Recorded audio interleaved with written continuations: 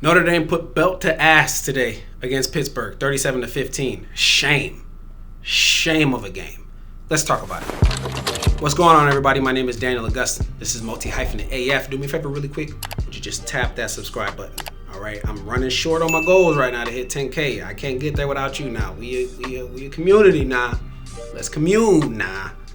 Let's talk about this now. 8-2 Notre Dame, ranked number 9th in the country, beats Pittsburgh, which was ranked 22nd. They will no longer be ranked. I don't understand what the hell the coach was talking about, saying we could lose this game to 100 as long as we win the next two. Coach, what are you doing? I feel like the coaches, they either help or they hurt the team. It's one or the other. There is no mid-tier coach that just stays in the middle. You help or you hurt. And maybe during the week you have 4 days where you help, 3 days where you hurt. I think what the head coach of the Pittsburgh Panthers said in that interview is going to hurt them for the rest of the season, because there was no pressure on this game, all the while every game there should be pressure. There was no pressure on this game, and now there's too much pressure on the next two. There should just be a mindset, a philosophy of, guys, let's go out there and win every game. Let's go literally put our best foot forward and win every single game. And when you look at them today, they look like they had a bad week of practice. I mean, maybe Notre Dame is just that much better than these guys. Notre Dame is a hard team to get a read on because they're not playing conference ball, so you don't really see where they slot against teams that you have a read on. Notre Dame handpicks these games that they want to play, and they're playing against teams that every time Notre Dame has played against a team that's ranked and they're a top 10, top 20 team, they've lost. Lost to Miami, lost to Texas A&M. Granted, they were close losses, but they lost. And then every time Notre Dame plays against a game against a team that is just random as hell, okay, they get a win, and an impressive win. So in my opinion, I see Notre Dame as a team that's using every single game to get better. They're competing in every game. They haven't gotten blown out. They're competing in every single game. So that's a good sign. You're seeing a team that knows how to compete and knows how to get the most out of themselves in that game, kind of. But we're also seeing a team that I'm short on understanding their identity. In this game, CJ Carr, 21 of 32, 212 yards, 2 touchdowns, 2 interceptions. But he was able to find Malachi Fields 7 times for 99 yards. Pitt had no answer. I thought Pitt would cover. But when you got a coach saying we can lose by 100, I should have took that and said, take them off the parlay, dog. Take that off the ticket. Just based on the way the coach is talking. Sometimes that's the betting information right there. Watch the press conferences. The coach is going to let you know the team's confidence level. All right. Jeremiah Love, first of all, my guy Heinschel really, really struggled in this game. I don't have his stats up right here. I'm going to get them in a second, though. But he really, really struggled in this game. He really did look like a freshman in this game.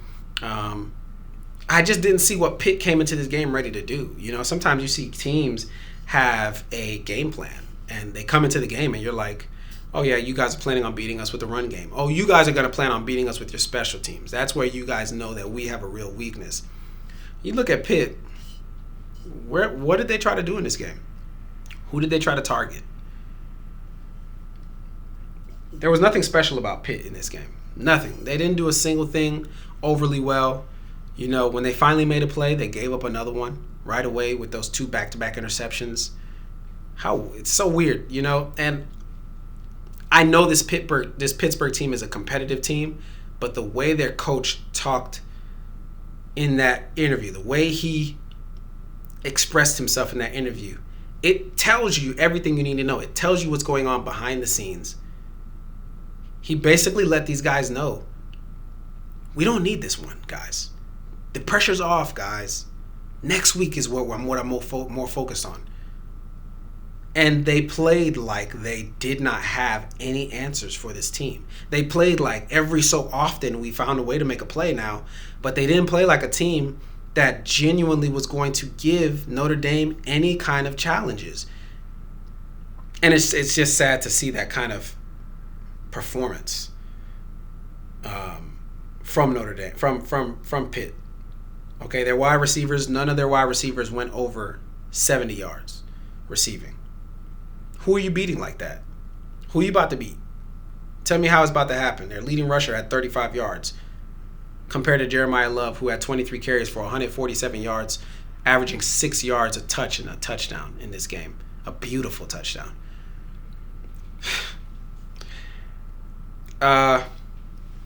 Pitt was 0 for 13 on third down.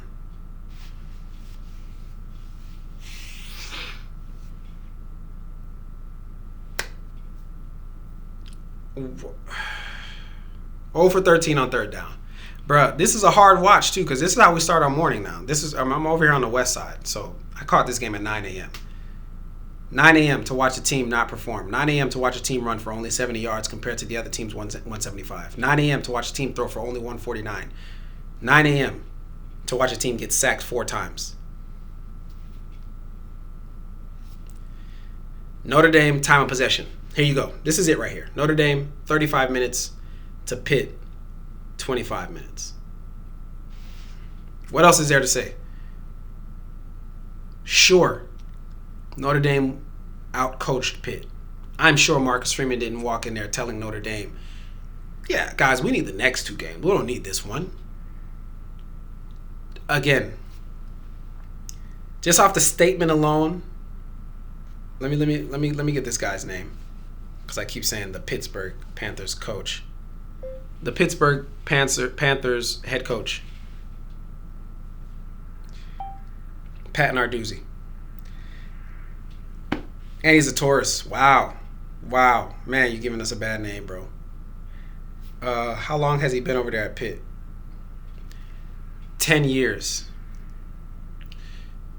Because they're competitive, nobody's going to be saying anything about, him being on the hot seat. But if I was the athletic director over there at Pitt, I would have to have a conversation with him. I would have to let him know, what are you doing? What are you talking about in these press conferences? We need a dialogue about what our intentions are as a football program. I understand you're the head coach, but I can't have you setting lower standards for us in a conference that is up in the air. People don't even know what's happening with the ACC. The ACC could implode. The ACC could be like the Pac-10 next year, 2 years from now. Clemson's trying to leave. Florida State's trying to leave. Take pride in making the conference look good, not just by winning a conference title so you can be happy and stroke your ego. We got a conference title. People are going to say, what conference? What does that conference title look like? Was it a SWAC? Was that Mountain West?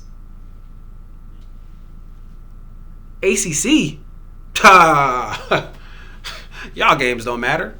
Y'all just want an ACC title. Y'all don't even care about these other games. I get it too, I get it. As a head coach, you can be thinking about things like health. And it's like, guys, we can still go to the playoff by just getting in a conference title. But because they got these rules where it is the highest ranked conference champion, you can win your conference title and not make it to the playoffs because somebody else is ranked. So you got to win all your games. Pat Narduzzi didn't understand what he was saying when he said what he said, and he shouldn't have said what he said, because what he said sent a wrong message, and he shouldn't have been saying it. Hard game to watch, man. Hard game to watch. I wanted to see Pitt. I wanted to see the freshman quarterback make a name for himself in this game, and I guess one freshman quarterback did with C.J. Carr, even though he had the 2 interceptions. But Pitt is like that on defense. They swarm. They make good plays on defense. I think Pittsburgh's defense reminds me a lot of Texas's defense. But they couldn't stop. They couldn't stop Malachi worth a damn today. Malachi Fields. They couldn't stop him worth a damn today. 7 targets. 10 targets, 7 catches, 99 yards. Averaged 14 yards a pop. Every time he touched it was a first down. 2 touchdowns. I thought he had 3. Good game for Notre Dame. Notre Dame moves on, and let's see who they have next. Notre Dame. Next up for Notre Dame is Syracuse. That's a dub. And then Stanford. That's a dub. Listen, Notre Dame, if you're going to play Syracuse, Stanford, and Pitt, why don't you just join the ACC? Notre Dame, if you're going to play Boston College, NC State, why don't you just join the ACC? What is this? Instead, you got Miami. You got 7 ACC teams on here. Notre Dame is trying to act like an ACC team. They had 2 SEC teams with Texas A&M and Arkansas. They had Purdue, which is one of the worst Big Ten teams ever. Boise State, which is the best-looking Mountain West team, and then USC and Navy. What is this schedule? Handcrafted to get the wins you need to get 10 wins and to get to the playoffs. Unbelievable. I hope Notre Dame and Miami both get to the playoffs because I don't want to see one of them get there unless it's Miami. Seeing on how the head-to-head is what it is. That's enough for me on this one, guys. Let me know what you think about this in the comments below. Would really appreciate it if you decided to subscribe. And I'll see you on the next video.